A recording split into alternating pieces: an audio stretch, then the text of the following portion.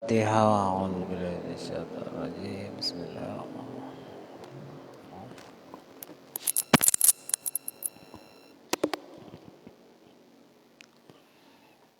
Bismillahirrahmanirrahim. Qala al-muallif rahimahullahu ta'ala wa nafa'ana bi'ulum dan hidup sederhana. Kemarin sudah dijelaskan menurut firman Allah Subhanahu wa ta'ala, hidup ini yang baik adalah suka bersedekah, kemudian hidupnya sederhana, tidak terlalu irit dan tidak terlalu mewah-mewahan. Sekarang wa qala ta'ala, Allah Ta'ala berfirman, wa ma khalaqtul jinna wal insa illa liya'budun. Firman-Nya Allah, aku tidak ciptakan jin dan manusia kecuali hanya untuk menyembah kepadaku. Jadi kita semua ini diciptakan bukan untuk yang lainnya, tapi untuk menyembah kepada Allah Subhanahu wa ta'ala. Makanya para ulama betul-betul mengamalkan ayat ini, lebih banyak ibadahnya daripada yang lainnya. Dan tidak ada ceritanya ulama itu lebih semangat kerja cari uang daripada beribadah. Jadi coba lihat wis, ulama-ulama itu mana ada yang kerja keras? Tidak ada, paling cuman ikhtiar sekedarnya saja. Yang diutamakan adalah ibadah. Mungkin ibadah sholat, tahajud, ngajar dan lain sebagainya. Karena mengikuti ayat Al-Quran. Kalau sudah yang diutamakan adalah kerja, akhirnya menjadi budak pekerjaan. Bukan hambanya Allah, tapi hambanya pekerjaan, hambanya harta. Terus kerja, lebih banyak kerjanya, akhirnya menjadi hamba pekerjaan. Terus bagaimana? Apakah tidak boleh kerja? Ya boleh, silahkan. Cuman yang lebih utama, kalau menurut ayat ini, manusia ini itu harus lebih banyak ibadahnya daripada kerjanya. Kan ingin kaya, katanya orang kalau kerja keras kaya, katanya orang, katanya Allah Ta'ala ndak. Banyak itu orang yang nggak kerja keras kaya, yang kerja keras dia ada kaya-kaya, kan begitu. Coba lihat, banyak orang setiap hari kerja ya ada kaya-kaya, biasa-biasa aja, sedangkan yang kerjanya jarang-jarang malah kaya. Jadi hidup itu begitu. Jadi kerja keras itu katanya bisa buat orang kaya. Malah pengusaha-pengusaha, investor-investor itu malah tidak kerja, itu malah jalan-jalan terus, ya jalan-jalan. Uang siapa yang kerja? Uangnya yang kerja. Investor itu bagian penanam modal. Mana ada itu kerja keras? Paling keliling-keliling dunia terus. Siapa yang kerja? Uangnya yang kerja. Jadi tingkat rendah ekonomi Indonesia dan di dunia itu kebanyakannya tidak banyak, itu kerjanya biasa-biasa aja, cuman uangnya yang bekerja. Dari mana awal modalnya? Biasanya awalnya ya agak keras kerjanya, kemudian punya hubungan, akhirnya punya perusahaan, akhirnya menjadi orang kaya. Ada yang begitu, macam-macam lah. Jadi yang paling penting hidup ini oleh Allah diciptakan adalah untuk menyembah Allah Ta'ala, bukan untuk bekerja. Ma uridu minhum min rizqin. Kata Allah, firman Allah Ta'ala, saya tidak menginginkan rezeki dari mereka, dari jin dan manusia itu Allah tidak butuh rezeki. Jadi Allah Ta'ala gak usah dikasih rezeki. Wa ma uridu ayyud'imun. Artinya Allah Ta'ala juga, saya tidak perlu untuk dikasih makan. Tidak perlu jin dan manusia itu ngasih makan saya. Jadi Allah Ta'ala tidak butuh jin dan manusia untuk memberi rezeki. Tidak. Padahal bahkan Allah Ta'ala yang ngasih rezeki. Nah sekarang kan terbalik. Kita ini lebih fokus kerja, akhirnya ibadahnya keteteran. Itu kebanyakan begitu.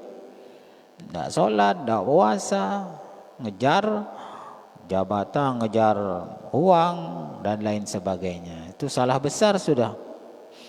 Yang Allah menciptakan kita hanya untuk beribadah kepada Allah. Dan Allah Ta'ala tidak minta rezeki, apalagi minta kasih makan. Malah sebaliknya Allah yang kasih rezeki. Ya, manusia hidup di dunia ini yang ada, yang ngasih rezeki siapa? Allah Ta'ala. Sekarang sekitar 8 miliar manusia hidup di dunia ini. Yang ngasih makan siapa? Allah Ta'ala. Bahkan saya baca-baca itu, jumlah penduduk manusia di seluruh dunia sekarang sekitar 8 miliar.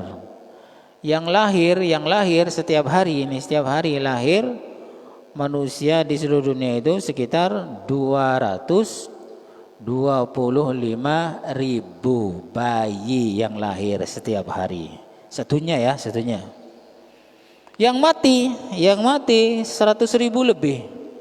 Jadi lebih banyak orang buat anak daripada yang mati.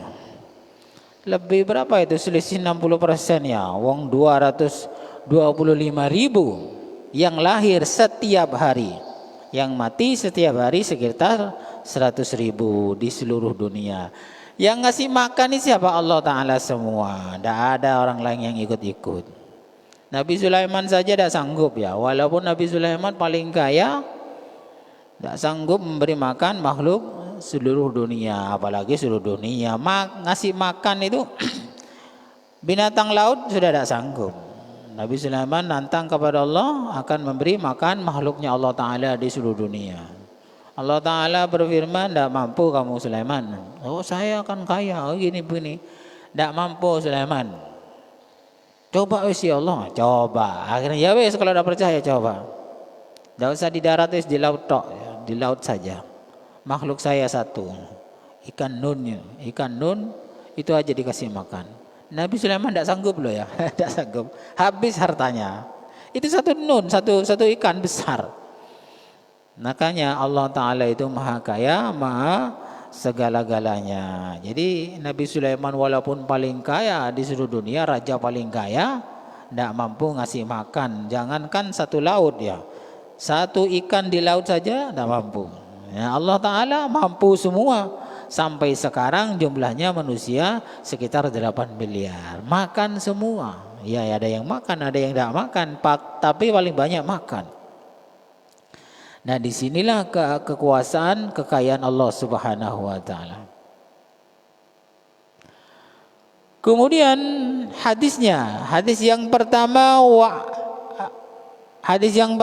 an Abi Hurairah radhiyallahu anhu. Anin Nabi sallallahu alaihi wasallam qala laisal ghina an kasratil arad walakinnal ghina ghinan nafsi muttafaqun alaih. Sabda Nabi, bukan dikatakan orang kaya orang yang banyak hartanya. Ini menurut Nabi loh ya, versi Kanjeng Nabi. Beda kalau versinya manusia. Jadi orang kaya yang sebenarnya itu bukan yang banyak hartanya, bukan. Itu versi Nabi Muhammad. Walakinnal ghina ghinan nafsi, tetapi yang disebut orang kaya itu adalah orang yang kaya jiwanya, kaya hatinya. Itu kaya itu wis. Karena apa kok begitu? Orang yang banyak hartanya, kaya hartanya belum tentu dia cukup. Kadang masih banyak orang kaya itu banyak yang masih kurang ini, kurang itu. Sudah punya mobil satu, pingin dua, punya dua, pingin tiga, begitu. Berarti kan tidak kaya dia, kurang terus, butuh terus. Sama halnya kita makan atau yang lain. Sudah ada tempe, ada ini, masih kurang ini, masih kurang itu. Berarti kita ini miskin sebenarnya walaupun banyak yang mau dimakan. Karena apa? Karena masih kurang, masih butuh yang lain. Ini menurut versi agama ya. Kalau kita kan enggak, kalau banyak uangnya, banyak hartanya berarti kaya. Belum, enggak begitu. Dan yang kaya sebenarnya adalah kaya hati. Ada terong ya sudah tidak butuh lagi wes. Ada ikan teri ya sudah tidak butuh lagi. Tidak banyak neko-neko yang lain dah. Ada sepeda motor ya sudah motor. Ada mobil ya sudah. Ada gitu cukup terus. Qanaah. Kaya berarti dia. Dan anehnya semakin kita menjadi orang penting itu semakin miskin loh ya. Coba. Dulu sebelum menjadi orang penting, belum jadi tokoh lah. Biasa kan? Duduk di bawah enak, duduk di belakang enak, duduk sama masyarakat kecil enak. Tidak butuh yang lain. Tapi kalau sudah menjadi tokoh, duduk saja itu butuh apa ya? Butuh hal-hal yang baru. Butuh yang terhormat, butuh di depan, butuh didampingi. Coba kalau sudah menjadi orang penting, butuh dikawal. Dulu kalau makan nasi pakai piring biasa, kalau sudah jadi orang penting, piring biasa itu, piring yang agak lebar, yang sendoknya besar-besar, garpunya besar-besar gitu. Jadi semakin kita menjadi orang penting di mata manusia, semakin fakir kita, semakin miskin. Butuh sama yang lain lebih banyak. Coba, kan begitu. Ketika sudah sebelum jadi orang penting ya pakaian biasa. Tapi kalau sudah menjadi orang penting, hari ini, hari Selasa seragam ini, hari Senin seragam ini, sepatu ini dan lain sebagainya. Tambah fakir ya, tambah miskin ya, tambah banyak butuhnya. Terus butuh kepada Allah itu semakin jarang. Jadi lebih banyak butuh kepada manusia. Akhirnya menjadi orang miskin. Miskin menurut Allah Ta'ala, tapi kaya menurut manusia. Nah kita mau pilih yang mana? Mau enggak pilih? Mau dikatakan kaya menurut Allah atau kaya menurut manusia? Dalam soal sedekah saja ya. Orang miskin sama orang kaya itu beda ya, beda. Orang miskin punya 100.000 dipintai sumbangan. Besar umpamanya. Ngasih 50.000 berarti 50%. Itu tidak berat loh ya, tidak begitu berat. Jadi 100.000 kemudian dipintai sumbangan, orang miskin itu memberikan 50% itu tidak berat. 50.000, 50.000. Tapi kalau orang kaya punya uang 1 miliar ya Pak, ngasih 50%-nya sama-sama 50% ya, berarti berapa? 500 juta. Berat itu. Di sini masalahnya ya. Jadi pokok permasalahannya itu mengapa yang dipentingkan adalah ghina nafsi, kaya hati, karena di sini yang dianggap paling penting oleh Allah Subhanahu wa taala. Walaupun sudah punya miliaran, uangnya kadang masih kurang ini. Akhirnya gaya hidupnya semakin tinggi. Yang dulu bedaknya harga 25.000, kalau sudah kaya enggak mau. Harga 1 juta, 2 juta, skincare-nya mahal-mahal, begitu. Jadi semakin kaya kita itu menurut Allah Ta'ala semakin miskin. Semakin miskin. Dulu udah pakai skincare, kalau sudah kaya bukan hanya skincare aja, ada ini, ada itu, macam-macam ya. Ada lipstik, ada bedak ini, ada untuk pemutih dan lain sebagainya. Semakin kaya kita itu semakin miskin sebenarnya. Semakin banyak kebutuhannya dan butuh yang selain kepada Allah Subhanahu wa taala. Makanya di sini Rasulullah mengatakan laisal ghina an kasratil arad, bukanlah dikatakan orang kaya orang yang banyak hartanya, walakinnal ghina ghinan nafsi, tapi yang disebut orang kaya itu adalah kaya hati. Tidak banyak butuh. Tidak butuh piring besar lah, tidak butuh dikawal lah, biasa aja. Nah ini yang namanya kaya versi agama. Mudah-mudahan bermanfaat. Kurang lebihnya saya mohon maaf. Wallahu a'lam bishawab. Al-Fatihah.